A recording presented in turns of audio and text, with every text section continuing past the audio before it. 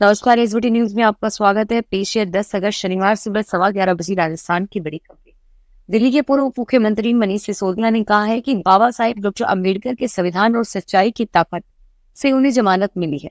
सिसोदिया के स्वागत में तिहाड़ के बाहर आम आदमी पार्टी के नेताओं समेत बड़ी संख्या में कार्यकर्ताओं का हुजूम उमड़ पड़ा। उनकी पहली झलक मिलते ही आतिशबाजी का सुनकर स्वागत हुआ। जेल बाहर आते ही सिसोदिया ने कहा कि आप सभी को इस आजाद मनीष सिसोदिया का नमस्कार। मेरा रोम रोम बाबा साहेब अम्बेडकर के संविधान का कर्जदार।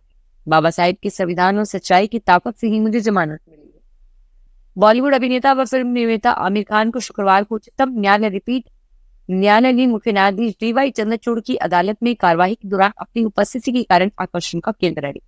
न्यायालय कक्ष में बॉलीवुड अभिनेता आमिर पीठ के सामने की पहली पंक्ति में बैठी थी। उनकी उपस्थिति की ओर संकेत करते हुए न्यायमूर्ति ने कहा कि मैं अदालत में भगदड़ नहीं चाहता। हम उच्चतम न्यायालय के एक बहुत ही विशेष अतिथि का स्वागत करते हैं। आमिर के साथ फिल्म निर्देशक किरण राव भी वहां बैठे थे। पेरिस ओलंपिक में 2 मेडल जीतने वाले निशानेबाज मनु भाकर ने शुक्रवार को लोकसभा में विपक्ष के नेता राहुल गांधी से मुलाकात की और उन्हें अपना अनुभव सुनाया। कांग्रेस सूत्रों के अनुसार सुश्री भाकर ने यहाँ संसद भवन परिसर में विपक्ष के नेता के कक्ष में उनसे मुलाकात की।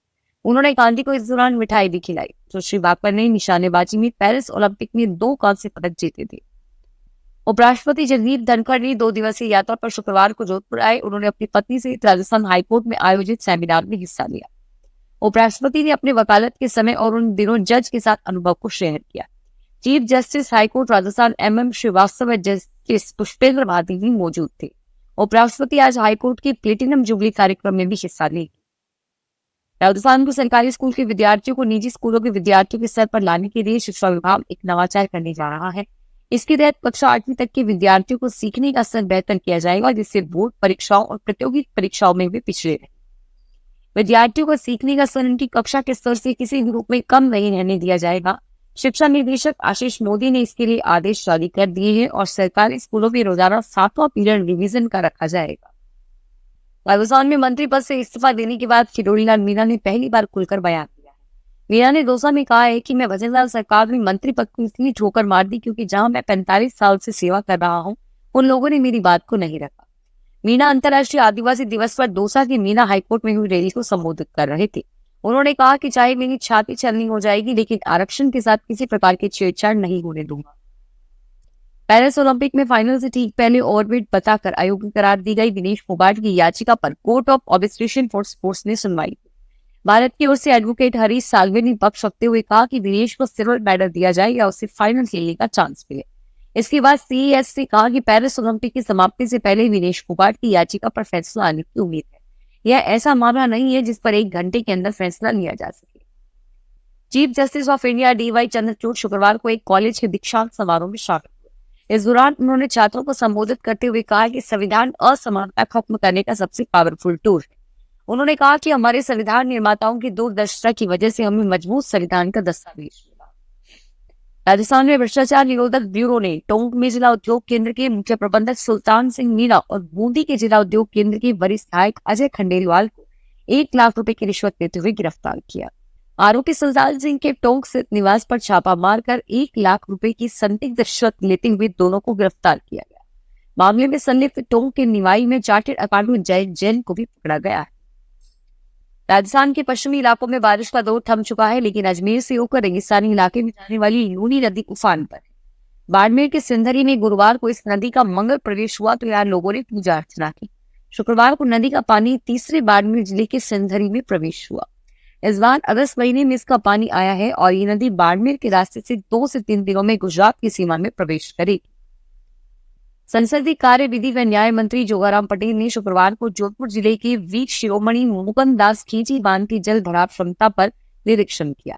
श्री पटेल ने जल शक्ति मंत्रालय के अंतर्गत कार्यकारी एजेंसी वाफकोस के अधिशासी अभियंता SK मीना को वर्षा के बाद क्षतिग्रस्त हुए हिस्से की मरम्मत करने के दिशा निर्देश दिए और साथ ही बांध पर गेट लगाने का शिलापट लगाने के भी निर्देश दिए।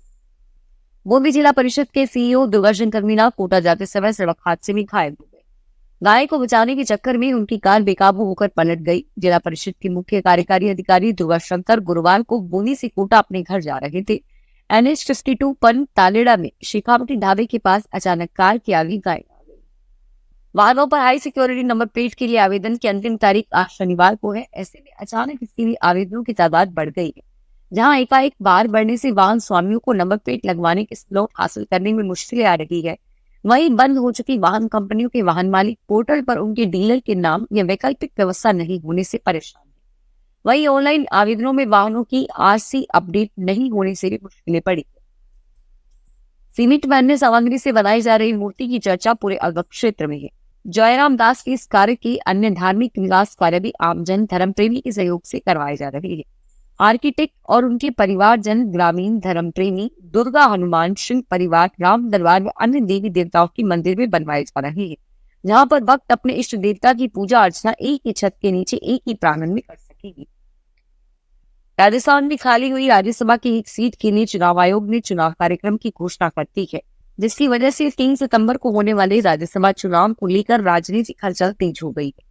बीजेपी और कांग्रेस से कौन उम्मीदवार होंगे, इस पर राजनीतिक चर्चाएं जोरों पर है कि बीजेपी की तरफ से पूर्व सांसद ज्योति मिर्धा उम्मीदवार बनाया जा सकता है। ज्योति मिर्धा ने हाल ही में प्रधानमंत्री मोदी से मुलाकात की है और उनकी उम्मीदवारी को लेकर संकेत मिले हैं कि उन्हें हरी झंडी मिल चुकी है। फिलहाल इस बुलेटिन में इतना ही और फिर हाजिर होंगे तमाम बड़ी खबरों के साथ। धन्यवाद। अगर आप भी अपने आसपास की छोटी बड़ी और महत्वपूर्ण खबरों से अपडेट रहना चाहते हैं तो सब्सक्राइब कीजिए हमारे चैनल एसपीटी न्यूज को और प्रेस कीजिए बेल आइकन पर।